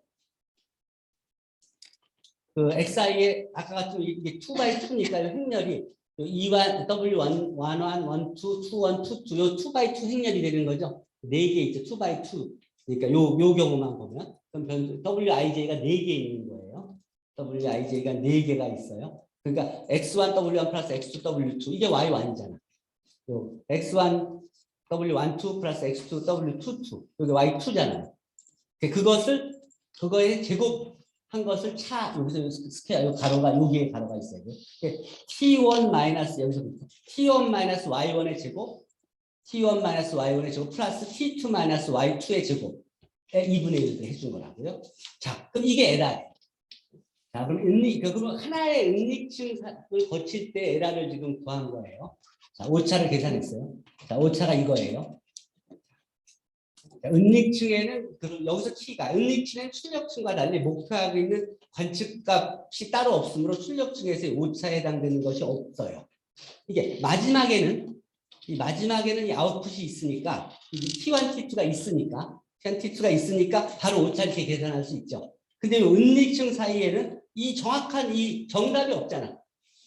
정답이 없죠. 요 사이에. 그러니까 여기다 뭘 집어넣어야지 그 다음 이 알고리즘이 돌아갈 거 아니에요. 그때 쓰는 게 오차 역전법이에요. 그때. 자, 오차 역전법이 그러니까 은닉층에서 바로 저 알고리즘을 그대로 저기 수정해서 사용하는 거예요. 자, 오차 역전법을 어떻게 활용하는지 봅시다. 신경망에서 오차가 일어났다는 것은 결국 입력 신호가 입력층으로부터 은닉층을 거쳐 최종 출력적으로 전파될 때 은닉층에서 오차가 반영된 결과라고 볼 수 있으므로 계층 간의 각각의 연결이 오차에 영향을 주는 정도, 그게 바로 가중치예요. 이 가중치에 비례해서 오차를 이제 거꾸로 계속 보내주면 아까와 같은 과정을 여기다 그냥 적용하면 되는 거예요. T1, T2는 없지만 옵저브된 데이터가 없지만 앞에서 계산한 값이 만들어지잖아. 그 만들어진 값을 T1, T2라고 생각을 하고 그 전 단계로 다시 돌리면 똑같은 알고리즘을 쓸 수 있잖아요. 그래서 그 각각의 그 오차들을 우리가 E1H, E2H로 이렇게 계산을 해서 그래서 계산하면 어떤 식이 만들어지냐면 이렇게 만들어져요. 출력중의 첫 번째 노드에서 오차 E1을 얻었다고 가정하고 그리고 은닉층의 첫 번째 노드와 가중 CW1 또 두 번째 노드와 가중 CW1을 연결되어 있으면 이게 어떤 식으로 만들어지냐면 E1H를 은닉층의 첫 번째 노드에 전달된 오차는 이렇게 표시될 수 있어요. W11 over W11 플러스 W21 E1 플러스 W12 over W12 플러스 W22의 E2로 표시할 수 있어요. 요게 그리고 W22의 L은 아까 그 리니어 콤비네이션을 표현할 때 요게 이렇게 구체적으로 표현할 수 있다는 소리예요. 그걸 바꿔주면 이렇게 바로 y 콜 ax의 행렬 연립방정식 문제로 바로 바뀌어지는 거 이해할 수 있겠어요? 이 식이? 여기서 요 W11 플러스 W21 요게 다 네 군데 다 있죠. 행렬에 저 분모가 있으면 앞으로 다 뽑아내 모든 성분에 같은 스칼라베가 있으면 뽑아낼 수 있죠. 그 뽑아낸 게 앞에 있어야 되죠. 근데 그게 있거나 없거나 해에는 별로 영향을 미치지 않죠. 그렇죠? 상수배에 있는 게 해에는 영향을 미치지 않으니까 그 상수를 분모 아까 1 over W1 to 2, 1 플러스 2, 1인 것은 빼도 원식과 비교했을 때 그냥 비율만 차이가 있지 해에는 영향을 미치지 않아요. 그러니까 실제로 우리가 가지고 있는 건 이 문제예요. 근데 이 문제는 여러분들이 너무나 익숙하지 않아?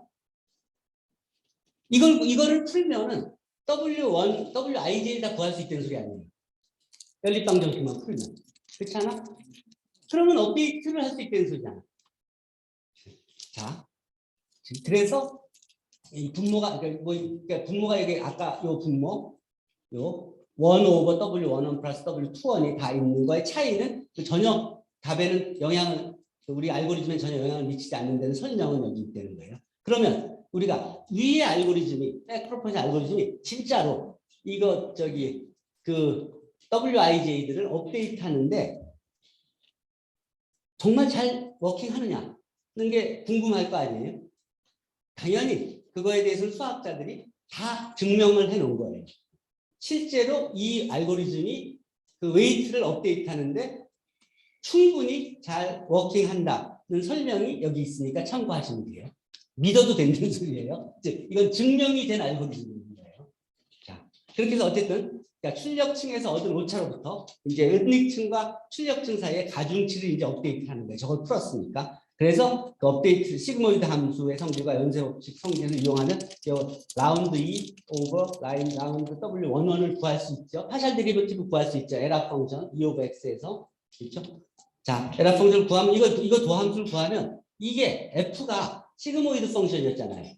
그러니까 도함수를 구하는 게 바로 아까 했듯이 요 식이었잖아. 그러니까 그 도함수가 그 자기 곱하기 1 마이너스 f of x를 곱한 거였잖아요. 그러니까 이 도함수 구하는 게 바로 요 식하고 똑같은 거예요. 즉 도함수 실제 구하지 않고 대입만 하면 나오는 거예요. 그러면 요 라운드 2, 라운드 W11을 이렇게 구했죠. 그럼 이 2는 어떻게 했어요? 차이가 있겠어요? 똑같은데 그냥 그 원이 2로 바뀌었을 뿐이죠. 3는 2와는 또 2는 그러니까 하나만 구하면 나머지는 다 그냥 여기가 2, 1, 여기는 1, 2, 여기는 2, 2인 차이 말고 다 차이가 없죠. 그러니까 이게 n by n이어도 하나만 구하면 나머지는 그냥 다 숫자만 바꿔주면은 다 구해지는 거죠. 그러면 이 파셜 데리버티브들을 한꺼번에 다 구한 게 되지. 하나의 알고리즘으로 IJ만 바꿔주면 다 구해지죠. 그래야 안 그래요? 박창국 씨. 그러니까 지금 파셜 데리버티브들을 다 이렇게 구할 수 있어. 파셜 데리버티브 구하면 그냥 IJ에 대해서 다 요 마이너스 2J 곱하기 요게 에라니까 요게 A 에라잖아요. 에라에다가 YJ 곱하기 1 마이너스 YJ 곱하기 XI도 딱 모든 n by n개 다 구할 수 있는 거예요. 자, 그러면 이제 이거 파셜 데리버티브를 구해서 그래서 바로 그냥 이 경사관법을 그대로 적용시켜서 요걸 구한 거에다 에타 러닝 레이트 곱해서 올드에다 빼주기만 하면 되잖아. 그럼 지금 한 게 뭐야? 그냥 그 에라 펑션만 구하면 파셜 데리버티브는 저 식으로 다 구해. 그냥 구해서 계산할 것도 없어. 거기다 에타를 곱해서 그냥 앞에 것을 빼주면 되는 거 아니야? 컴퓨터가 그냥 알아서 다 해주잖아. 파셜 데리버티브 구하는 것도 문제가 아니고 에타는 그냥 우리가 준 걸 곱하면 되는 거고 WIJ는 원래 처음 건 있었고 근데 거기다가 빼줘서 그냥 업데이트하면 한 단계가 업데이트된 거고 그걸 가지고 시작해서 또 앞으로 거기다가 X를 곱해주는 값을 갖고 앞으로 가고 하는 걸 반복해주면 된다는 수도 있잖아요. 자, 어쨌든 그 과정을 계속 은닉층에서 전달된 오차로부터 입력층과 은닉층 사이의 가중치도 같은 방식으로 업데이트를 하면 여기서 이게 요 은닉층에서도 똑같이 오차를 가지고 그 전 단계로 계속 하는 걸 반복하면 된다는 소리예요. 그래서 XI는 입력층의 I번째 노드에서 입력, 또 YJ는 입력층의 J번째 노드에서 출력을 생각하면 EJH를 구할 수가 있고 그 입력층에서의 J번째 노드에서 전파된 오차는 이것만 차이고 다 똑같은 거 아니야? 그렇게 해서 정사각광법을 그 히든 레이어에도 반복적으로 적용하면 그러면 이 WIJ가 계속 업데이트가 돼서 행렬 A가 새로 만들어진 A 프라임, AU로 완성이 될 거 아니에요.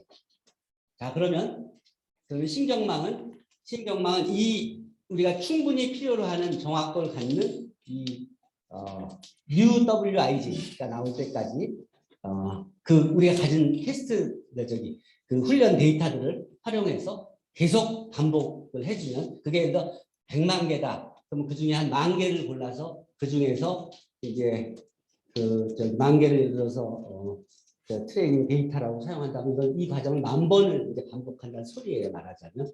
그럼 그 성분들 하나하나에 대해서 만 바이 만. 그러면 100만 바이 만이면 100만인가 1000만인가? 아니 1억인가? 1억이죠. 만 바이 만이면 1억이죠. 그러니까 이제 만경 데이터는 1억 개의 그 성분들을 구하는 과정을 그럼 100만 번쯤 한다. 이렇게 생각하면 되는 거예요. 어쨌든 그 과정을 거쳐서 근데 그 과정이 지금의 컴퓨터 능력으로는 그게 할 만했고 그게 증명이 된 게 알파고의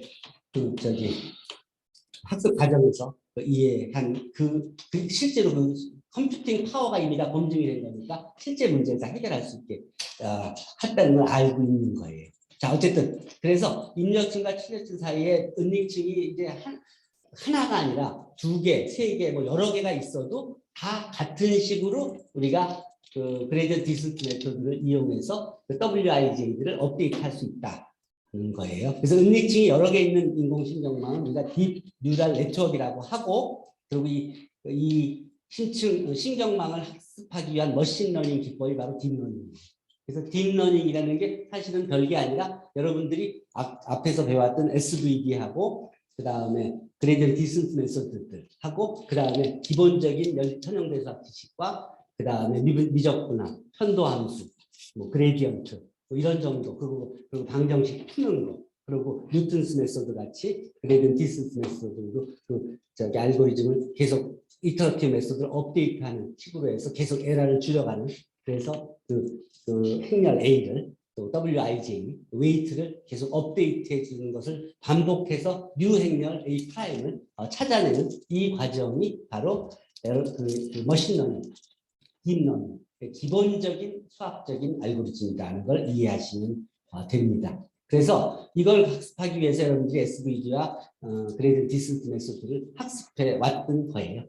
그러니까 대충 그리고 그거에 대한 설명을 내가 여기다 해준 게 좀 더 자세히 설명해 준 게 있으니까 보시면 보고 또 오늘 수업을 리뷰하셔도 되고 책을 읽으면서 궁금한 건 다시 질문하시면 됩니다.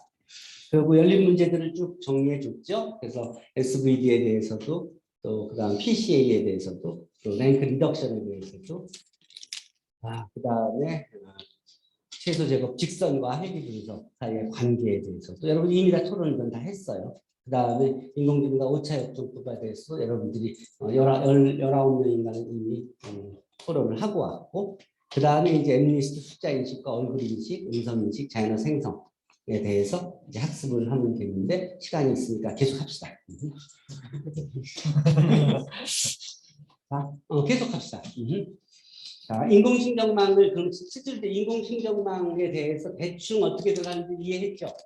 그렇죠? 그러니까 자극이 들어오면 그러면 반응이 일어나는데 그 사이에 그 함수를 행렬로 이해하고 그리고 행렬을 업데이트해서 그래서 대개 이런 데이터가 들어가면 이런 원래 업저브드 데이터, 원래 고객의 원래 정보하고 비슷하게 나오는 그런 행렬을 찾았다고 해요. 자, 그러면 그게 실제 어디에서 적용되는지 한번 예를 생각해 봅시다. 여러분들이 그동안 지금도 현지 집에 우편들이 다 들어오죠. 그래서 우편번호라는 게 만들어졌었죠. 주소만으로 하다가 우편번호가 만들어졌죠. 우편번호를 보고 척척 분류해서 갖다 주면 정확히 어느 지역의 어느 건물에 몇 층 몇 호실까지 금방 전달이 됐잖아요. 그렇죠? 자, 근데 그걸 맨날 하다 보니까 사람이 이걸 보고 막 분류를 하다 보니까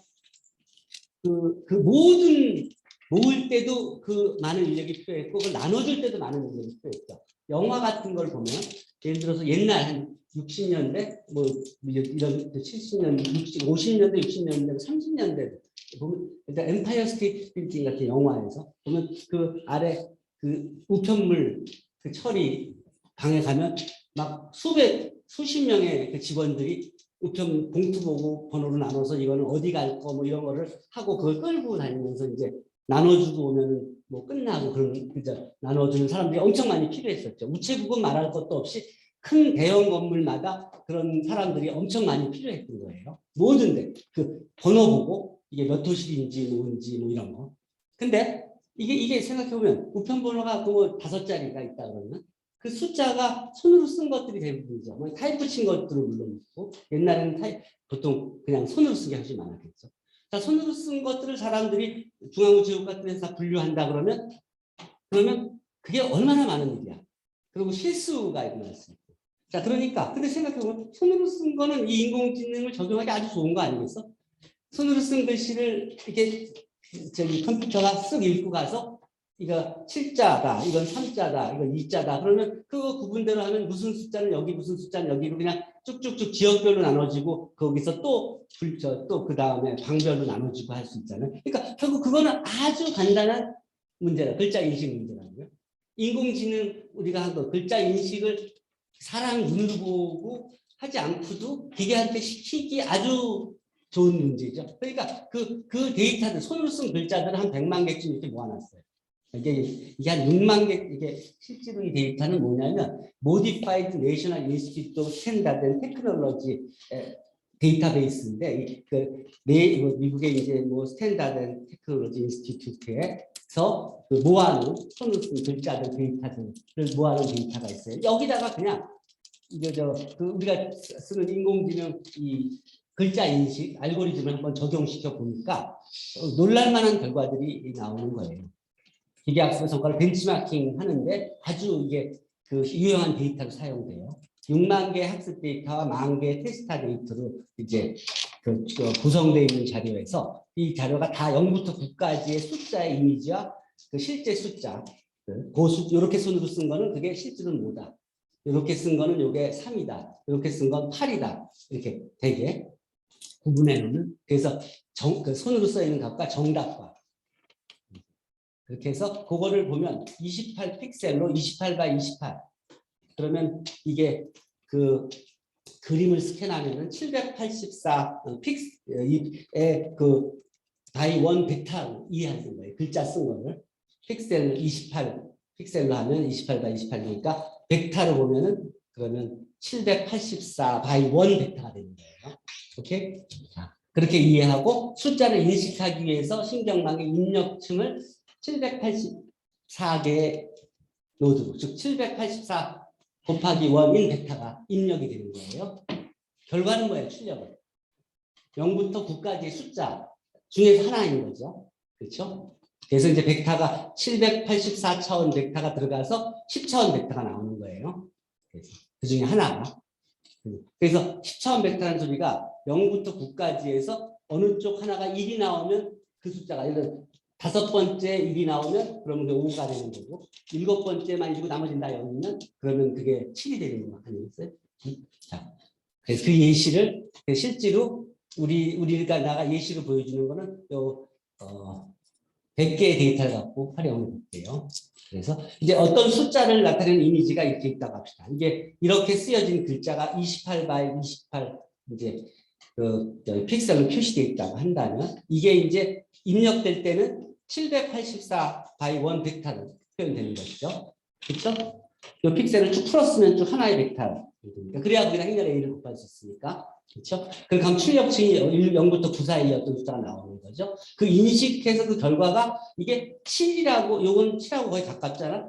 7이라고 하면 그게 정답이 되는 거고, 그 엉뚱한 소리가 엉뚱한 게 나오면 틀린 거가 되는 거죠. 그러니까 이걸 집어넣으면 7이 나오게끔 이걸 훈련시켜서 이거를 만들어내면 되는 거 아니에요? 그게 백프로포게이션으로 가능한지를 한번 확인해 보는 데이터가 이거예요. 이게 이 알고리즘은 우리가 이 파이썬 코드를 찾아서 논문에서 찾아서 그래서 이걸 우리 세이지 매스에 돌아가게끔 손을 본 거예요. 이 코드를 실제로 카피해서 이 주소에서 실행을 시켜 보시면 그러면 여기서 이제 트레이닝 데이터들이 들어가서 저장된 숫자가 뭔지를 이제 파악하고 행렬로 바꿔서 그 다음에 그것의 이미지가 뭐다 이걸 파악하게 되면 실제로 글자 하나를 읽어와서 그 글자가 내가 글로 읽어온 글자가 7이다는 것을 여기서 보여줘요. 데이터를 가져와서 프린트. 벡터로 가져와서 다시 바꿔서 이미지로 해서 이렇게 뿌려주는 거예요.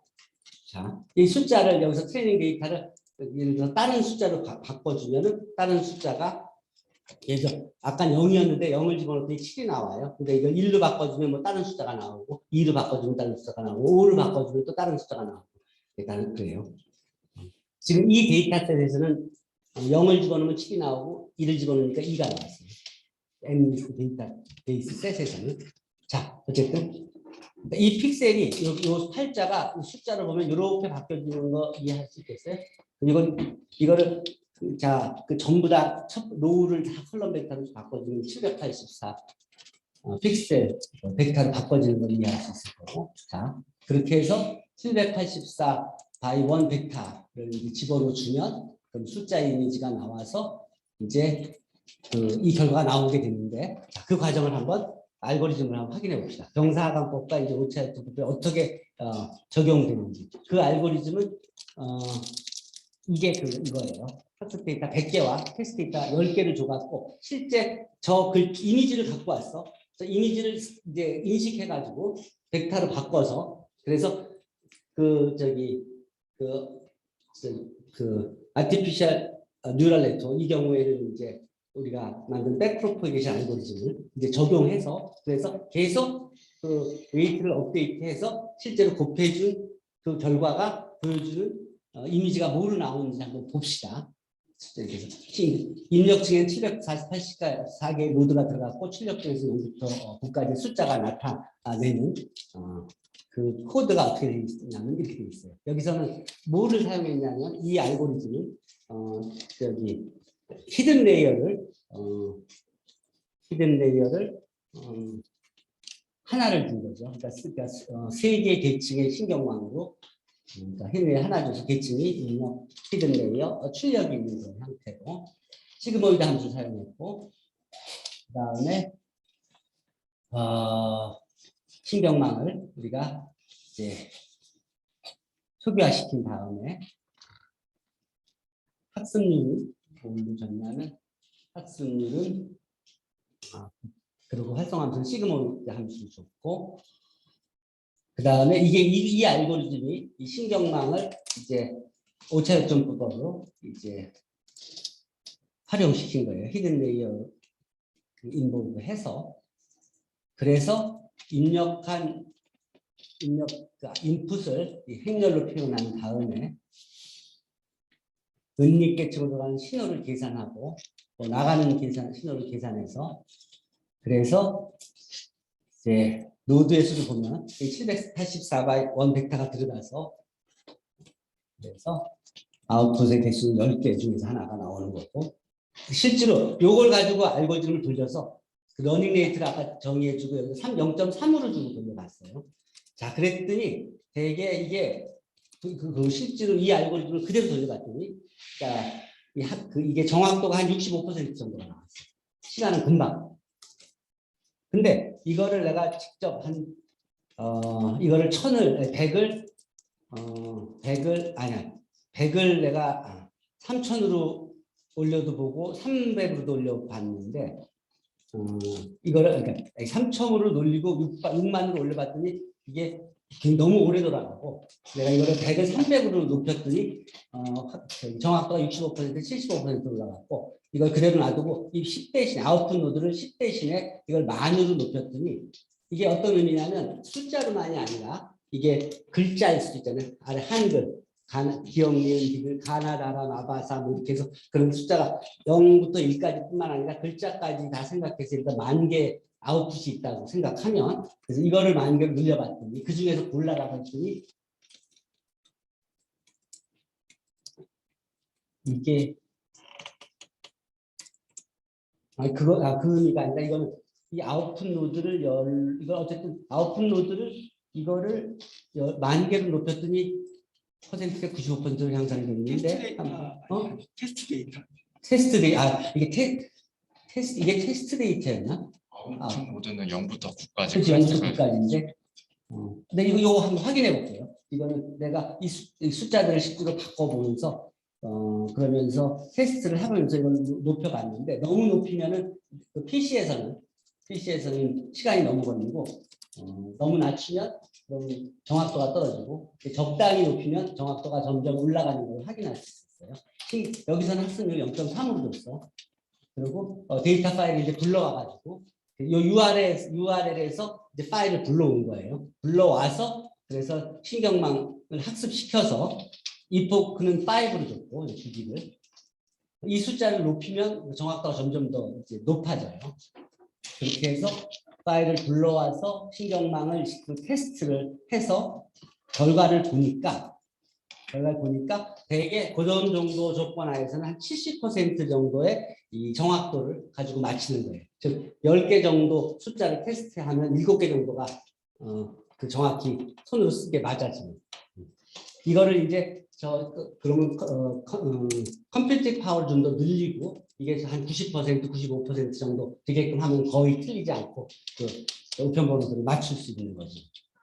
자, 그래서 실제로 여기서 그 테스트를 여러 가지 그 변화를 줘서 해서 논문에 나온 결과에 의하면, 또 내가 실제로 확인해 본 결과에 의하면, 이게 코드의 신경망에 6만 개 학습 데이터를 학습시키고 10,000개 정도의 테스트 데이터를 적용시키니까 이게 대략 이제 정확도가 아까 70%대 정확도에서 90%를 훨씬 넘어서는 정확도로 나타나는 것을 확인할 수 있었어요.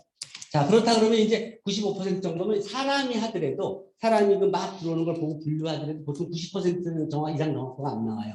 사람도 실수를 하니까 집중도도 떨어지고, 그러니까 휴식 시간 줘야 되고 계속 바꿔야 되고 해도 에러는 계속 나온다고. 근데 컴퓨터가 알아서 95% 정도 해준다고 하면 오히려 사람보다 훨씬 그 정확도가 높아지는 거예요. 그러니까 이 알고리즘이 개발되고 나서 우체국의 그 분류실에 있는 사람들은 다 실업자들. 한 군데가 아니라, 한 나라가 아니라 온 세계. 무슨 말인지 알죠? 그리고 큰 빌딩에서도 같은 알고리즘으로 기계 하나만 설치해두면, 그러면 다 자동으로 다 삼성 서울병원에 가보면 그 의사들이 데이터 만드는 것들, 그 혈액 채취하고 그냥 집어넣기만 하면 다 알아서 제 위치를 그냥 가죠. 그 하늘에 그 지붕 천장에 있는 그 관 따라서 다 그냥 옮겨지 사람이 들고 다니지 않죠. 마찬가지로 집어넣기만 하면 인식해서 그냥 갈 위치를 파악해서 그냥 바로 전달되잖아요. 그렇죠? 오고 가고 하는 게. 그러니까 다 그게 그 자동화로 바뀌거든요. 그러니까 이런 그 글자 인식 하나만 갖고도 우리 사회에 그 잡 마켓에 얼마만한 영향을 그동안 미쳐왔는지를 상상할 수 있겠죠. 기관에서. 그렇죠? 근데 이런 기술이 글귀 숫자, 그 숫자 손글씨에만 적용되는 게 아니라 지금 모든 식으로 적용할 수 있는 거예요. 하다못해 지금 그림을 대신 그려달라 하는 것도 그 저기 어떤 종류의 어떤 배경에 뭐 어떤 특징을 가진 그림을 그려달라고만 설명하면 수십만 개의 데이터에서 추려서 근사한 그림을 단 몇 시간 안에 만들어 주는 시대가 된 거 아니에요. 그렇게 해서 제가 두 개인가 세 개를 만들어서 그 중에 하나를 출품했는데 그게 금상을 받았다는 거 아니에요. 얼마 전에. 실제로 사람이 그린 게 아니라 인공지능을 이용해서 그린 그림이 실제 콘테스트에서 그 우승을 했다. 그리고 실제 상을 줬어요. 그런 시대가 된 거예요. 자, 어쨌든 이제 그러면 그 다음 단계가 뭐냐? 이제 데이터 숫자 인식한다 그러면 그 다음에 숫자 인식이었지만 그 다음에 글자 인식이 될 수 있죠. 글자 인식이 되니까 여러분들이 지금 그 전자책들, 그러니까 그 구글 검색 엔진으로 성장했잖아요. 그래서 검색 엔진 시장을 다 장악했죠. 장악하고 근데 그보다 더 좋은 검색 엔진이 나오면 당연히 하루아침에 옛날 넷스케이프 같이 망할 수 있는 거 아니에요? 그렇잖아요. 그러니까 불안하잖아요. 그러니까 미래 사업에 투자를 했겠죠. 여러 사업에 투자했어요. 그 중에 하나가 뭐였냐면 20세기에 발간되는 모든 책들에 대한 그 권리를 구글이 갖고 있다면 지식을 다 지식에 대한 그 권한을 가지고 있는 거니까 망하지 않을 거다 생각해서 투자를 하기 시작했어요. 그 처음 시작이 뭐였냐면 옛날 책들 있죠. 300년 전, 200년 전, 100년 전 책들. 그 책들이 되게 어디 있어요? 오래된 도서관에 있죠. 대영제국 도서관, 하버드대학 도서관, 동경대학 도서관 이런데 그 나라별로 제일 오래된 책들이 이렇게 그런데 있었죠. 우리나라 같은 뭐 규장각이라든지 존경각이라든지 이런데 그 옛날 책들이 있잖아요. 그 책들을 하나씩만 가지고 있어요. 그게 많죠. 옛날 책들. 근데 경제가 그 당시 2000년대 말에 경제들이 별로 영국달 경제 위기에 처해 있었으니까 돈이 별로 없으니까 그걸 학자들이 다 그거를 봐야 되는데 원본이 몇백 년 된 뉴턴이 쓴 그 오리지널 텍스트 같은 걸 봐야 연구를 하는데 그걸 빌려줄 수가 없지. 막 손타면 망가지니까. 그러니까 그걸 디지털화해서 그래서 제공하면 모든 사람이 볼 수 있잖아. 자기네 학자들이. 근데 그거를 구글이 해주겠다 그래서 실제로 대형제국 박물관, 또 하버드대학 박물관, 도쿄대학 박물관, 도서관에 있는 책들을 다 스캔해서 그래서 다 전자화해서 그래서 여러분들 지금 다 검색하면 다 볼 수 있는 거 알아요? 구글 북스 하면 다 나오죠. 근데 지금은 거기서 더 나가서 구글 북스로 들어가서 보면 웬만한 오래된 책은 다 그때 다 스캔해서 다 무료로 제공하기 시작했어요. 그리고 다시 구글은 자기네가 스캔했으니까 자기들이 그 자료 다 가지고 있죠. 그리고 계속 사용할 수 있지. 나중에 값을 매길 수도 있지. 어쨌든 그렇게 해서 그게 더 나아가서 지금은 여러분들이 검색하면 이 숫자 인식 정도가 아니라 그 300년 전의 책 텍스트 PDF 파일에서 카피하면 그냥 카피해서 아래 한글에 갖다 놓으면 카피되는 거 알아요? 300년 전에 책. 옛날 디지털 자료 없잖아. 근데 그게 다 스캔한 거잖아. 스캔해서 그것이 글자 인식을 다 해서 그래서 카피하면 그 텍스트가 카피돼서 그래서 여러분들 한글 파일 카피가 되잖아요. 그게 다 뭐예요? 그게 다 글자 인식. 어느 정도 된 거예요, 그럼? 수준이? 타이프 쳐진 책은 스캔하면 거의 90%, 95%, 90, 뭐, 저기 수식이나 이런 거 빼고는 95%, 99% 이상 카피된다는 소리야. 인식한다는 소리예요. 그러니까 글자 인식도 거의 다 완성됩니다. 그렇죠? 수식까지 요새는 인식되지. 요새 저기 검색한 데서 카피해 오면 수식이 그대로 카피되죠. 수식이 그냥 카피되는 게 아니라 거기에 그 레이텍 그 명령어로 그냥 카피되기도 하지. 이미지가 아니라.